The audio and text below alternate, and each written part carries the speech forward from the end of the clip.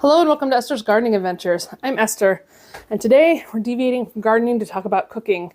I've got this bunch of bananas that are definitely on their last life, very, very overripe, and so we're going to make some gluten-free banana bread. I have an allergy or an intolerance to gluten.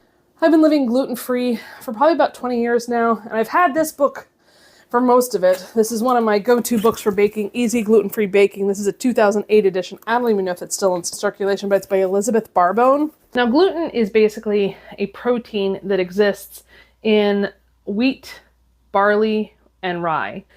And gluten is basically what gives bounce and chew to most recipes that you bake with, most breads and cakes and things like that. And without gluten, they tend to be a lot more dense and a lot more moist. What that means is you need multiple ingredients to sort of mimic what that taste will be like. I'm about to show you my pantry right now. So this entire thing is gluten-free ingredients for baking, as is this. Like, this is my white rice flour, which is for today. I have sorghum flour, millet flour, arrowroot. This is teff flour, garbanzo flour. So one of the first things you do in this recipe is to mash up bananas and sugar. So 1 cup granulated sugar and 1 1/3 cup mashed bananas. Since they're already super overripe, it won't take much to do this. You just mash it right into the sugar. You don't have to get every little bit, but I definitely want to make sure the majority of it is mashed and mixed together. Now, if you have fruit flies, you'll cover this, but otherwise you can just leave it set for 15 minutes and then we'll come back. While it's sitting here, I'm going to turn the stove on to 350. I like to grease my pan with Crisco.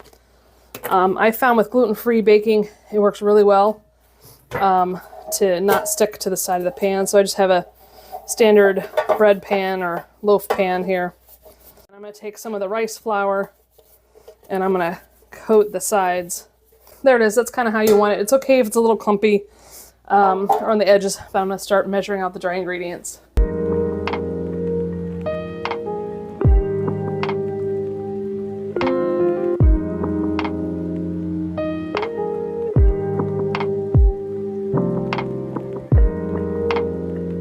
Now, this stuff is really expensive and it goes bad pretty fast, so I keep it in my freezer.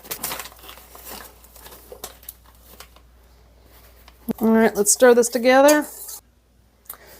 So if your butter forgot to soften it, one trick is to do 10 to 15 seconds in the microwave.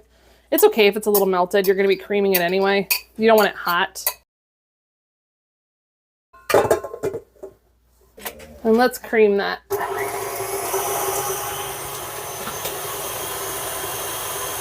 Now we're going to add our eggs, one at a time.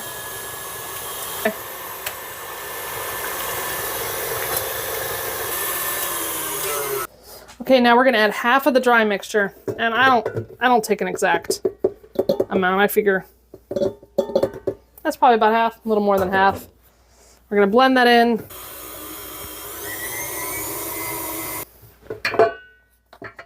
Mix that in.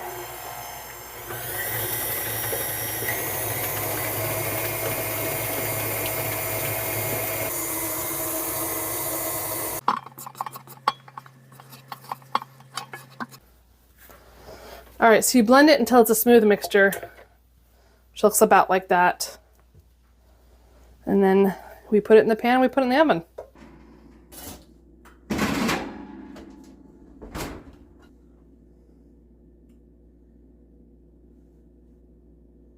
Yep. Good. Now, the most important thing about this is to let the loaf cool entirely. If you cut it too early, it will have a different texture. Let's see. Oh,